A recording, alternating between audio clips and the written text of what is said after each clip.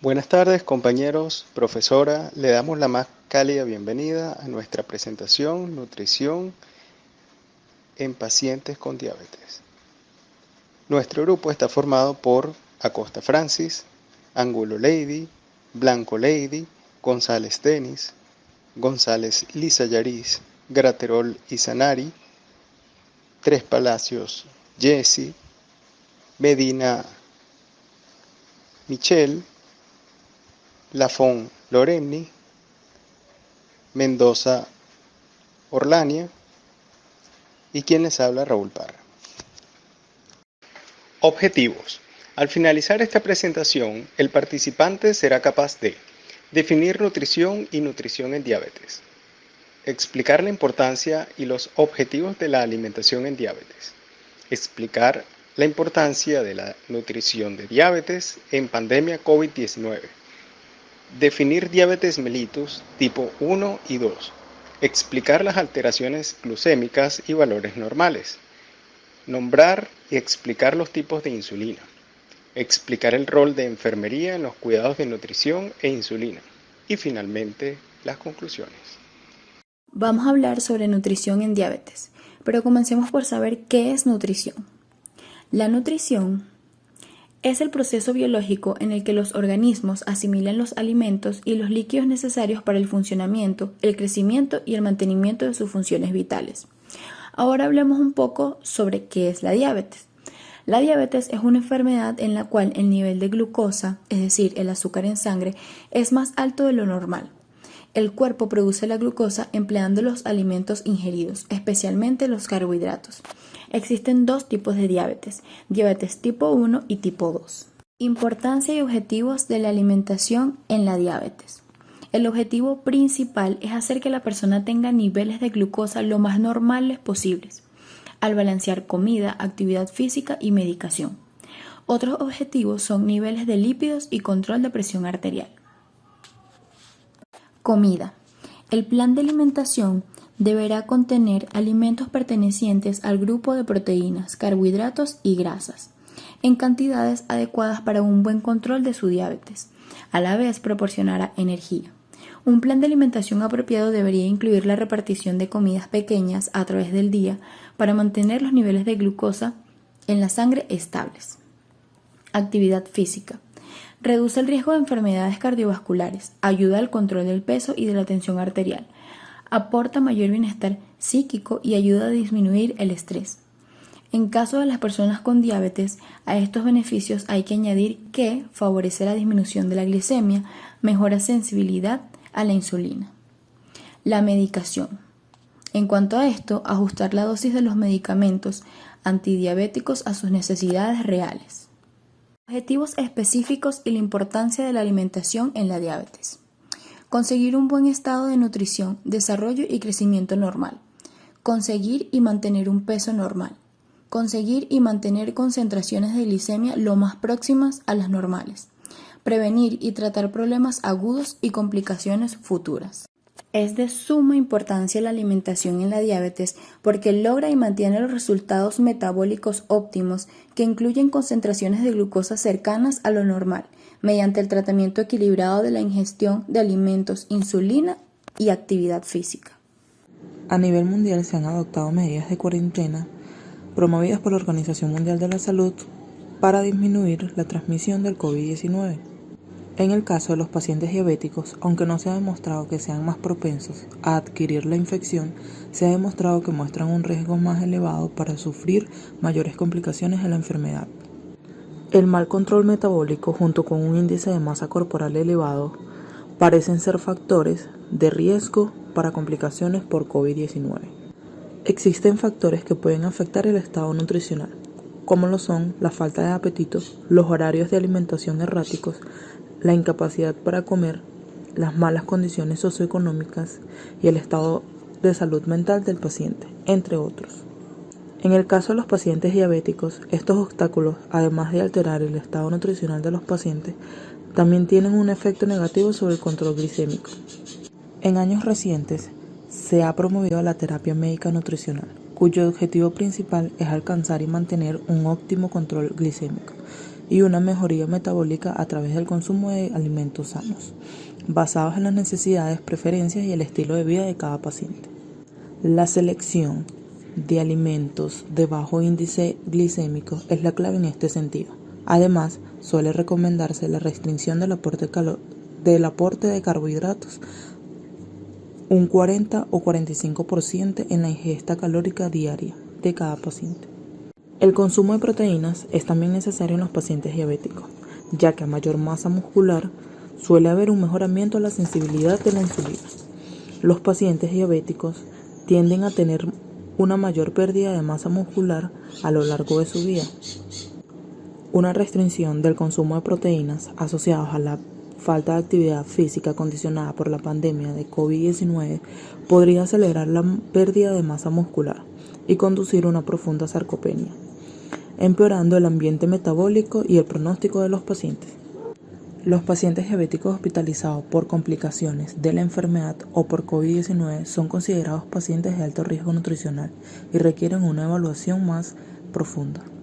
A nivel hospitalario, suele ser más difícil para los pacientes diabéticos seguir su plan de alimentación establecido y en algunos casos suelen obtener una ingesta calórica menor a la habitual. Para estos pacientes es necesario un adecuado apoyo nutricional, teniendo en cuenta que la sobrealimentación puede proporcionar la hiperglicemia, con alteraciones en la función hepática. Según un artículo publicado en la revista Medical Lancet en abril de este año, del 20 al 50% de los pacientes de la pandemia de la enfermedad por COVID-19 tenían diabetes. La diabetes tipo 1 es causada por una pérdida o disfunción de las células productoras de insulina llamadas células beta pancreáticas. El daño a las células beta da como resultado la ausencia o producción insuficiente de la insulina producida por el cuerpo. La mayoría de los casos de diabetes tipo 1 tienen un origen autoinmune. El sistema inmunitario ataca y destruye por error a las células beta. ¿Qué causa la diabetes tipo 1? Ocurre cuando el sistema inmunitario que combate las infecciones ataca y destruye las células beta del páncreas, que son las que producen la insulina. Es causado por genes y factores ambientales como los virus que pueden desencadenar la enfermedad. ¿Cuáles son los signos y síntomas de la diabetes? Se puede desarrollar de una forma gradual o bien súbitamente. Entre los síntomas se encuentran poliuria, porque el cuerpo intenta eliminar el exceso de azúcar en sangre a través de la orina; polifagia, porque el cuerpo está ávido de energía que no puede obtener a partir del azúcar; disminución del peso, porque el cuerpo empieza a usar la grasa y el músculo de modo combustible; letargia. Si no se detectan estos síntomas iniciales de la diabetes y no se inicia el tratamiento, las sustancias químicas se pueden acumular en la sangre y causar dolor abdominal, émesis, dificultad respiratoria e incluso pérdida de conciencia. Este cuadro se denomina cetoacidosis diabética, exceso de ácido en la sangre. El hecho de recibir tratamiento puede controlar o detener los síntomas de la diabetes y reducir el riesgo de desarrollar problemas a largo plazo. Dieta. La planificación de comidas para la diabetes tipo 1 debe ser coherente para así permitir que el alimento y la insulina trabajen juntos para regular los niveles de glicemia. Si las comidas y la insulina no están equilibrados, los niveles de glicemia pueden producir hiperglicemia e hipoglicemia. Las pautas básicas incluyen calcular las necesidades dietéticas y escoger una dieta simple, reduciendo las comidas ricas en colesterol, grasas saturadas, sal, azúcar y alcohol. La planificación de la alimentación adecuada para la diabetes tipo 1 debe estar constituida por pescados, hortalizas y verduras, frutos secos, granos integrales, aguacate, aceite de oliva, yogur descremado, quesos bajos en grasa y fruta. Ingerir las comidas y refrigerios en intervalos regulares planeados diariamente. Insistir en la necesidad de determinar los requerimientos adicionales de alimentos antes de realizar ejercicio mediante el uso de la monitorización de glucosa sanguínea. El objetivo es mantener los niveles normales de azúcar en sangre mediante la insulinoterapia, actividad física y dieta adecuada. Diabetes tipo 2. La diabetes tipo 2 es una condición médica crónica en la cual los niveles de azúcar o glucosa se acumulan en el torrente sanguíneo. En la diabetes tipo 2 hay principalmente dos problemas interrelacionados, donde el páncreas no produce suficiente insulina y las células betas no responden de manera adecuada, consumiendo menos glucosa, es decir, el azúcar en lugar de pasar a las células se acumula en el torrente sanguíneo. A medida que se elevan los niveles de glucosa en la sangre, las células betas pancreáticas pancreática más insulina, por lo que en última instancia estas pierden su capacidad para satisfacer las exigencias del cuerpo. Síntomas. La hormona insulina ayuda a transportar la glucosa de la sangre a las células, donde se usa para obtener energía. Cuando este proceso se ve afectado, hace que dependa de fuentes de energía alternativas, formando así una reacción que puede causar variedad de síntomas, como polidipsia, poliuria, polifagia, fatiga, entre otros. Causa. La diabetes tipo 2 es principalmente el resultado de dos problemas. Las células en los músculos, tejidos adiposos e hígado crean resistencia a la insulina. Al dejar de usar la hormona de manera eficiente, obliga al páncreas a trabajar más para producir más insulina. Con el tiempo, esto puede dañar las células del órgano, donde eventualmente el páncreas podría dejar de producir insulina y de esta manera no será suficiente para controlar los niveles de glucosa. Se desconocen los motivos exactos por los que esto sucede. No hay cura para la diabetes tipo 2, pero perder peso, comer saludable y hacer ejercicio pueden ayudar a controlar la enfermedad. Según la Asociación Americana de la Diabetes, cerca de 193.000 estadounidenses menores de 20 años tienen diabetes tipo 2. Algunos de los factores de riesgo para la diabetes tipo 2 en niños radica principalmente en tener sobrepeso o tener un índice de masa corporal superior y llevar un estilo de vida sedentario, además de los factores de riesgo genéticos y hereditarios. Prevención. Mantener una dieta en alimentos ricos en fibra, carbohidratos saludables, con bajo contenido de grasa y pocas calorías. Comer en intervalos regulares y no comer más de lo indicado nutricionalmente. Evitar la falta de actividad durante periodos largos. Controlar el peso a través de actividad física, dedicando 30 minutos o más diarios de actividad aeróbica moderada a vigorosa. Bajar de peso y mantenerlo puede retrasar la progresión de prediabetes a diabetes tipo 2. Dieta para la diabetes tipo 2. A diferencia de la dieta que todos debemos, se reduce unas cuantas acciones claves como los alimentos y bebidas que se deben evitar o comer en menor cantidad, como los alimentos que tienen gran cantidad de grasas saturadas, como vísceras, como el hígado de res, carnes procesadas, mariscos, margarina y manteca, productos horneados como pan blanco, aperitivos procesados, bebidas azucaradas, incluidos los jugos de fruta, productos lácteos con alto contenido de grasa, pastas o arroz blanco en grandes cantidades.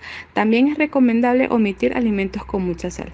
Los alimentos que se deben elegir son los carbohidratos saludables que pueden proporcionar fibra. Entre las opciones incluyen frutas enteras, vegetales sin almidón, legumbres, cereales integrales como avena.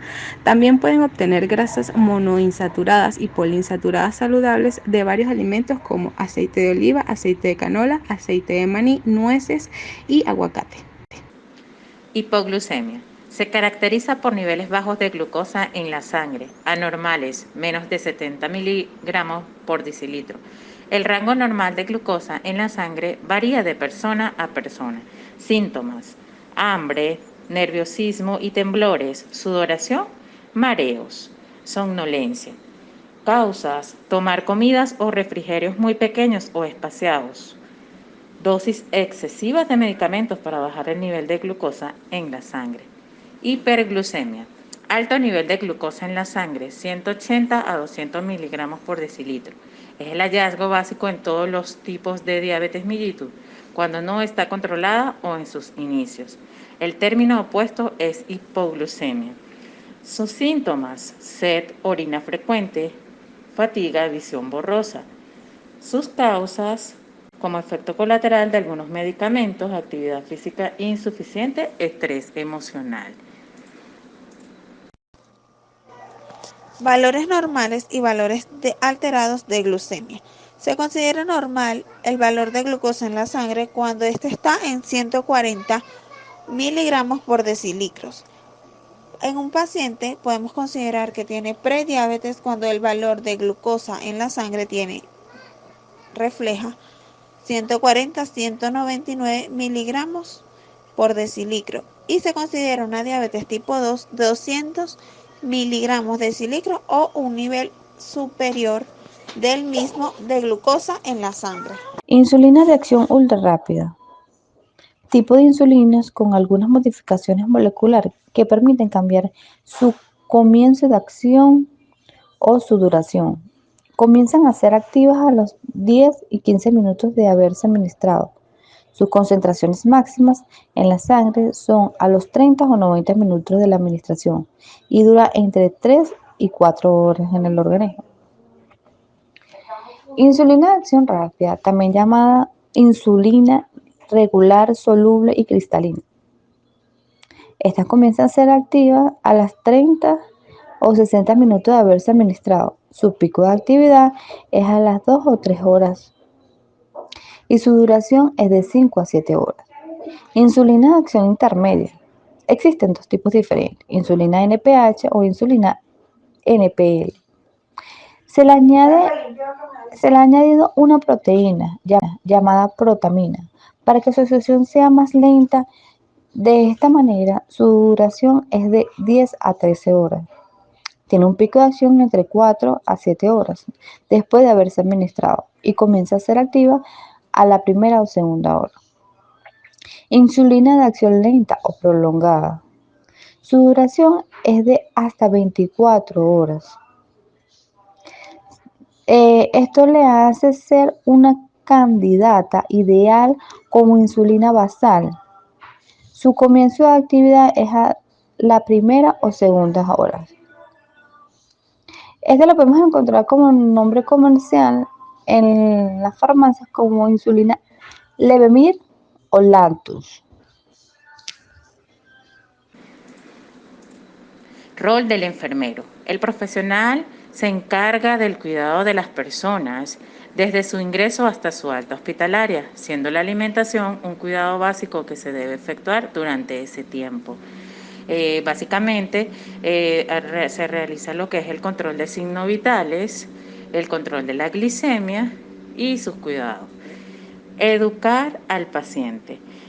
Es crucial para garantizar el éxito de todas las formas terapéuticas. Garantizar un régimen de insulina en múltiples componentes o hipoglicemiantes orales, en esquemas que bien sea sea dada por indicación médica. Fomentar el equilibrio entre el consumo de alimentos, la actividad física y la dosis del medicamento. Familiarizar al paciente con el automonitoreo de la glucosa. Y es imprescindible el apoyo psicológico. Conclusiones. Durante la presentación fue posible describir el concepto de diabetes y su clasificación en diabetes mellitus tipo 1 y 2, así como identificar sus diferencias, síntomas y causas. El control de la diabetes debe enfocarse en un control nutricional de ingesta de alimentos, en la actividad física y en el consumo de ciertos fármacos, dentro de ellos insulina. La nutrición en diabetes es de vital importancia porque contribuye a mantener los valores metabólicos óptimos que incluyen concentraciones de glucosa cercanas a los valores normales, mediante el tratamiento equilibrado de la ingestión de alimentos, insulina y actividad física. Los pacientes diabéticos son más propensos a contraer la enfermedad si tienen un descontrol metabólico y sobrepeso. También son susceptibles a tener complicaciones por coronavirus. La importancia de la nutrición en los pacientes diabéticos debe hacer énfasis en una dieta personalizada y balanceada en macronutrientes, rica en minerales, antioxidantes y vitaminas. Debe ser complementada con sus otros dos pilares, la actividad física y el control farmacológico. Los diferentes tipos de insulina son los de acción ultra rápida, los de acción rápida, los de acción intermedia y los de acción lenta. El tipo de insulina que debe ser usado por el paciente siempre debe ser indicado por su médico tratante, nunca debe ser automedicado. El profesional de enfermería debe proveer una educación nutricional adecuada y actualizada a los pacientes diabéticos para contribuir en su autocuidado. Esta educación debe concebirse como un proceso enseñanza-aprendizaje entre el paciente y el profesional de salud. Ser regular y empática para ayudarle a lograr el control deseado. Muchas gracias por su atención y a partir de este momento iniciamos el ciclo de preguntas y respuestas.